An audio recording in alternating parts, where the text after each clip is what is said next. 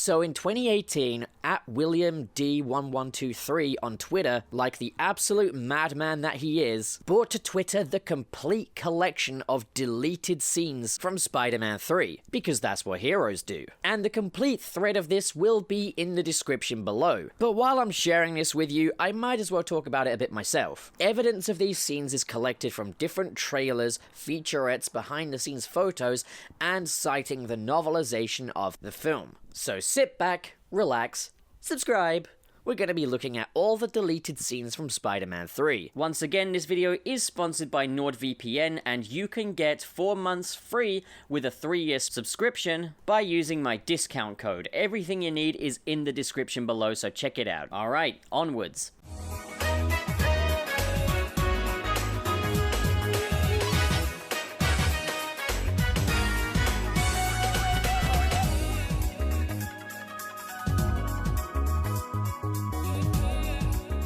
So one key part of Peter's development from Spider-Man 2 to Spider-Man 3 is that Peter is finally ready to tell Harry the truth about his father. I think towards the end of Spider-Man 2 and the beginning of Spider-Man 3, it was starting to become clear that keeping Norman Osborn being the Green Goblin the secret from Harry Osborn was having a toxic effect on his friendship with him. With Harry now believing that Peter was the one that killed his father, which he's absolutely obsessed about, we saw that Peter finally came clean about this during the first battle with Harry Osborn, at a time when Harry was not prepared to listen. However, in this cut scene from Spider-Man 3, taking place during the opening montage, Peter was attempting to go to Oscorp to speak to Harry about what happened between him and his father. However, he's denied entry by the receptionist. I think it would have been really good to keep this in because it shows that Peter did at least attempt to set the record straight before Harry attacked him. I think the reason it was cut was because they wanted to open the film on a very happy and optimistic note, but I think this definitely would have benefited. Now, prior to Harry getting the Goblin Serum, the sickness in Harry's head would have been explored a little bit more, explaining that he's slowly going mad. The novelization had Harry talking to himself, believing he's talking to his butler, before being tormented further by Norman Osborn. This would have given an explanation as to why he sees Norman Osborn in the mirror, that Norman isn't just a ghost, Harry is cracking up and breaking at the seams. Plus, I mean, like, who would possibly be against more Willem Dafoe in this movie? It's a real shame this was cut. He took me away from you.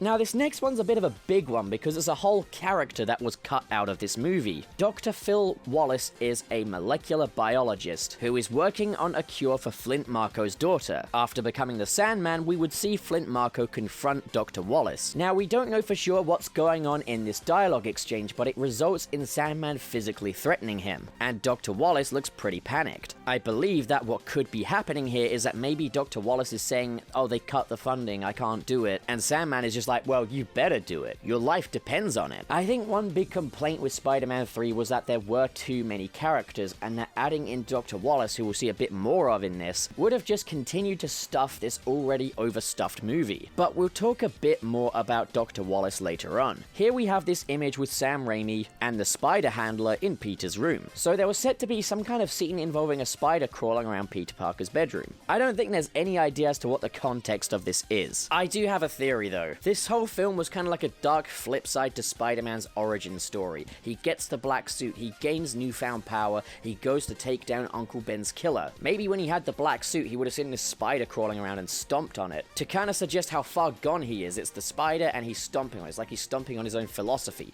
Great power, great responsibility. Now we're going after that killer and we're gonna murder him. That sounds cool. Coming back to the novelization of Spider-Man 3, after Peter goes off to rescue Gwen Stacy from the malfunctioning crane, as MJ leaves, she would go down and speak to Ursula and tell her all about her acting career, and Ursula would be the one that's listening to her, which is in some ways like a repeat of Chocolate Cake, but for MJ. Ursula seems to be kind of the character that helps the main characters out in kind of their lowest moments. MJ's just been fired from her show, and Peter isn't really listening to her about it, but Ursula Dickovich does. I can understand why this isn't in the movie though, because it would kind of stop the tension dead. Like, you don't want to just see Spider-Man swing off and then cut to some stuff of MJ talking. in, so it probably hurt the pacing a little bit. And that's the reality of the situation here, is sometimes really nice ideas can hurt pacing of a film in a bad way. So during the Key to the City parade, Peter would reveal his secret identity to a child, as a little kid in a Spider-Man costume would run up to Peter with silly string web shooters. But the web shooters would run out of webs. To cheer the kid up, Peter would spin a web onto the kid's shoe. While kind of a nice cutesy idea, I can see why this was cut. It's just getting a sentimental fluff, and a little bit illogical, like, what, Peter, you're gonna do that for every kid now? You had a real close call on that train, Peter, with everybody seeing your real face but fortunately not knowing whose it is. Let's not repeat that. Now, when Sandman, of course, comes along to wreak havoc at the parade, we have a version here where civilians are tumbling in the sandstorm, and we have a mother falling away from her baby who's in a pushchair, but Spider-Man swings in and saves the baby and brings it to her. Now, here's the thing, I honestly quite like seeing Spider-Man rescuing people and just small things like that in the midst of a battle, more than I like to see him just chasing after Sandman and beating him up. The action sequence with Spider-Man and Sandman in the beginning of the film is so short. It's just like a quick bout. Having something like this in there, I think, really would have saved it. In this shot here, we have Spider-Man launching himself off of a building and landing on the truck, giving kind of more of an aerial perspective of this battle. And we can see when he lands that he's trying to search within the sand. He's investigating it. Is this Sandman? And then behind him, smack, Sandman arrives. Well, I personally think that's really cool. Again, pretty much anything to make that fight just a little bit longer would have been great. So here we have a slightly extended symbiote transformation. It's just one shot of the spider symbol changing, which wasn't actually in the final film. Now, I think I do agree with Will on Twitter that this was probably just done for promotional stings, as this shot was used in most, if not all, of the trailers. But can I also just take a moment to just admire the CGI for a second? The symbiote looks wet when it forms to Peter. This is how it should have always looked. Now, this next one here is a bit of a weird one. We got Peter doing some blue screen stuff, which could pretty much mean anything. It's a shot found in the gag reel. Tobey Maguire's doing his typical strange facial acting, before kind of goofing around a little bit. But what Will on Twitter points out is that Peter is wearing the hoodie that he wore when he went to go wrestling in the first movie. Could Peter be revisiting the death of Uncle Ben? Is this what you MCU haters want? Now, I think that this could have been a part of the flashback toward the end of the film when Marco is explaining his perspective on the story. Maybe in another version of that we would have seen Peter during that scene. However, I get the feeling it wouldn't have made any sense to have Peter in Marco's flashback. There's nothing we can really say for definite about this one. So in this couple of images here, we can see Black Spider-Man on a taxi. This is where the newly black-suited Spider-Man is swinging off to find Sandman at the subway. But in this version, Spider-Man doesn't just land on the ground like he does in the film version. He instead lands on a taxi first and then drops down. I think landing on the taxi first would have been quite a good idea, actually, especially if it caused a little bit of damage to it. Shows that the black-suited Spider-Man is a bit more reckless. And of course, we see him destroy Eddie's camera. If Eddie had taken a picture of him landing on the taxi first, I think it would give black-suited Spider-Man more of a reason to destroy Eddie's camera, rather than him just destroying it because, well, what the hell? I don't know if that was the context of this deleted scene here, but I think that could have improved it a little bit. I guess with Spidey just destroying the camera because what the hell reasons, it does make black-suited Spider-Man way more of an actual dick. So here we have a flash frame, probably from the trailers, of the black-suited Spider-Man whacking Sandman with a piece of train track, and it's pretty violent. I do wonder if the reason that this was cut was maybe because it was considered too violent. You never really see Peter fighting with a melee weapon, but I think this would have been great to see black-suited Spider-Man actually wielding some form of melee weapon to fight Sandman. It definitely would have made a clear distinction between black-suited Spider-Man and red-suited Spider-Man. I don't know. So this here was from the final trailer, where Peter sees Venom in the mirror, or at least a version of Venom. Venom here has a very human small mouth, as opposed to the big wide snake-like grin that we're used to. I guess this would kind of represent Peter's kind of inner demon, what he's bound to become, or maybe just him tripping out because Sam Raimi liked to attribute the symbiote to drug abuse. Either way, it would have been a more explorative sort of take on the symbiote story, and I quite like that. Oh well. Mr. Jameson, remember that campaign you told me not to run? What about it? I ran it. Why you? The chimes of oh shit. Broke my chimes! So this definitely looks like more of a blooper, but it's more just wackiness going on at the Daily Bugle. The Chimes of Serenity, which I think were going to be an actual thing in this movie, in spite of all that we have to see being just a blooper. We've got Hoffman telling Jameson that he ran a story that he wasn't supposed to run, before bringing him the Chimes of Serenity to calm him down. This would be after Eddie Brock was fired, and I think this was put in place as a moment of light relief, because the scene we'd seen before this, and the scene we would see after it, would be quite intense. Actually, if I remember right, the scene that comes after this is the Saturday Night Fever strut, so maybe all were in agreement that we didn't need any more light relief for that. I guess that makes sense. Now here's an interesting one. After being fired by the Daily Bugle, Eddie would go to Gwen's house, for kinda some comfort, but she would turn Eddie away, saying that she doesn't want him in her life. Right, so what would this have done? This would have given Gwen Stacy a bit more meat to her role. Like, one of the problems with Gwen Stacy in this movie is she didn't leave much of an impact, but having her play a role in the creation of Venom would have worked. I think the whole thing with Eddie Brock in this movie is he is zero responsibility, yet he gets the power of Spider-Man. And I think that's what works the most about him. Giving him this would have given him some form of credible empathy, as Will says. But I don't think Sam Raimi or anyone involved wanted us to feel empathy for Eddie Brock at all. Now, there's a way they could have made this work is if Eddie was being very forward with her when he goes to the house and very smoochy. Then I think you'd get the best of both worlds with Gwen Stacy and Eddie Brock's characters. As well as that, we'd get some additional shots of Eddie Brock walking to the church. And inside the church, Eddie Brock would get an extended monologue, where he moans to God about how unfairly he's been treated and takes no responsibility for any of it,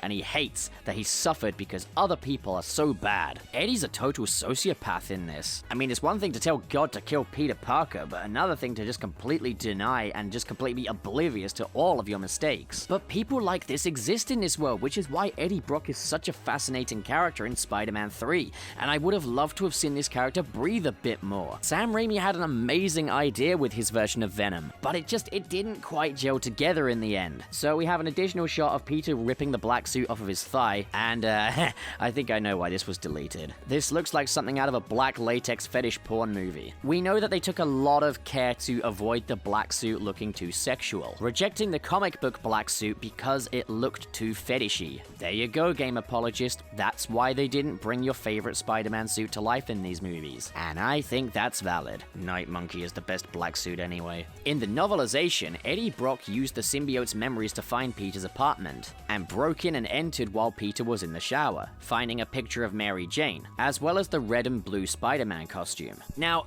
Eddie, you got spider powers, and you see the red and blue Spider-Man costume, and you don't think, oh yeah, I could totally frame him. I could totally wear that and frame him. But this does at least explain how he knows who Mary Jane is. But it's a double-edged sword because you think, well, if the symbiote gives him memories, then the symbiote gives him memories of Mary Jane. The symbiote sharing its knowledge and memories with Eddie Brock is something that I think needed a lot of elaboration in Spider-Man 3. I understand why it wasn't though, because like the film was already 2.5 hours long. But still, I think this was cut because obviously, yeah, the finding the red and blue Spider-Man costume was kind of just unnecessary, and well, him walking into the apartment while Peter's in the shower, again, a lot of erotic connotations there. Now here we have an image of an alternative scene where Eddie Brock meets Flint Marko in the park and tries to enlist him as the Sandman to fight Spider-Man. Boy, this sure looks similar to the version of this that was in Spider-Man 3 the game. But I think I agree with Will here when he says he thinks it was cut because it was to add more Venom to the movie. So presumably he wouldn't have flipped into his Venom persona then. Sad. We've all done terrible things to each other, but we have to forgive each other, or everything we ever were will mean nothing. So here we have a little clip where before getting kidnapped, Mary Jane goes to try and comfort Harry, to try and shed a little light on the whole Peter situation, saying a line that very much encapsulates the whole main message of the film. Good people can do horrible things to one another, but if we don't forgive one another, then everything that we ever were was nothing. The whole thing was a waste of time. That's a great message. Man, like, I kind of feel like this could have replaced the whole bit with Bernard telling Harry about what killed his father. You could have had this, and then you could have followed it up with the bit from the editor's cut where Harry has the photo of him, Peter, and MJ. Oh man, what the hell. I need your help. I need your help. Now here we have an alternative take of Peter asking Harry for help, only here he's not suited up yet. Probably so that shot where Peter lands in front of the American flag would be the big reveal of the red-suited Spider-Man. But really, why would he not be suited up for this? Like, come on. So the final battle of Spider-Man 3 kind of brings everything together in a way, and they were set to have Gwen Stacy in attendance at that final battle. Here we have a photo from the set of Bryce Dallas Howard and a fan. This man here, this could be you if you subscribe to my channel. Could. No promises. Also at attendance of the final battle would be the MVP of the movie, Dr. Wallace. And in this scene, Dr. Wallace would explain to Captain Stacy that he knows how to defeat the Sandman. And according to the novelization, Dr. Wallace would then go to meet up with Sandman's wife and daughter to tell them that they need to come with him quick. And that's where we have this shot of this lift going up to the construction site. This was set to be Dr. Wallace accompanied by Emma Marco and Penny, who would kind of bring Sandman to his senses. We'd have Sandman back to his normal size, about to finally deliver the final blow to Spider-Man, killing him, but Emma and Penny intervene, with Penny telling Sandman that it's not worth fighting anymore. This would have been really powerful stuff that would have brought Sandman's story full circle. What the hell, guys? We also have an alternative redemption for Sandman, where it's just kind of in a different location and time in the film, where Sandman tells Spider-Man what happened with Uncle Ben and Spider-Man forgives him. Now here we have a prop of Venom's skull. Now that's very Raimi looking. It's very much got the fangs and those Venom eyes. Now what would have happened here is it was an alternate death for Venom. When Spider-Man uses the ringing pulse to defeat Venom, he tries to pull Eddie out of the symbiote. All sounds familiar, right? But instead of pulling Eddie out, he just pulls out a bunch of bones, meaning that the symbiote had fully bonded and consumed Eddie Brock. Okay, that's gruesome, but that's also pretty inconsistent as well, as Venom spends pretty much the entire fight with his Venom face peeled back. That would have just been very out of left field to then imply, oh yeah, it's fully bonded, it's just a load of bones, and probably just way too traumatic. After this, the symbiote would try to rebond with Peter, causing Peter to really have to fight, wringing those pulls as much as he can. Very dramatic, but I think this would have had the kids leaving the theater with PTSD. Right, come on then, let's end on a happy note. We have this pre-viz shot, which looks like it's out of a PS1 game for that reason, of Spider-Man in his red suit swinging through the city. You know what that means? I mean, you don't, but you know what it could mean. This could be our only little leftover of a possible final swing from Spider-Man 3, which I think we all would have really wanted, but probably wouldn't have suited the film. Yeah, okay, I stand by the fact that Spider-Man 3 doesn't have a final swing. Like, I love the final swing, it's a staple of the franchise. But you've got that somber note of Peter and MJ just kind of reconciling after all that.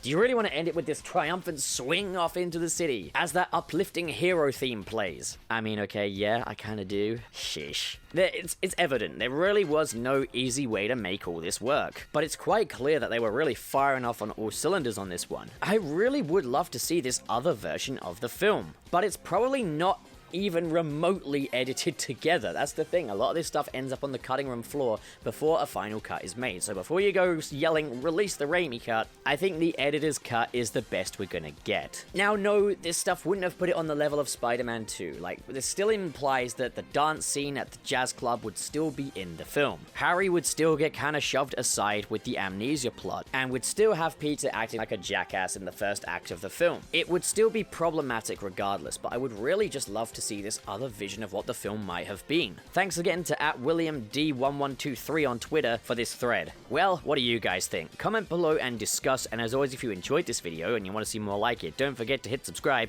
hit the like button, and in the description below are the links to my Patreon and my Twitter. Thank you so much for watching, guys, and have a great day. That's a cute outfit. Did your husband give it to you? Because you could get a way better costume from Zentai Zone. Check out their range of custom-made, tailored superhero costumes. Ridiculously good quality, value, and customization. Link is in the description below, as well as my coupon code CHANNELPUP, where you can get a discount off of your purchase. And while you're at it, why not get your suit designed by my talented buddy Dan from New Blood Dan's workshop? You can contact him via the link in the description below. Seriously guys, you do not want to miss out on your chance to be your favorite superhero and feel authentic and professional. And you don't want to miss out on that Channel Pup discount.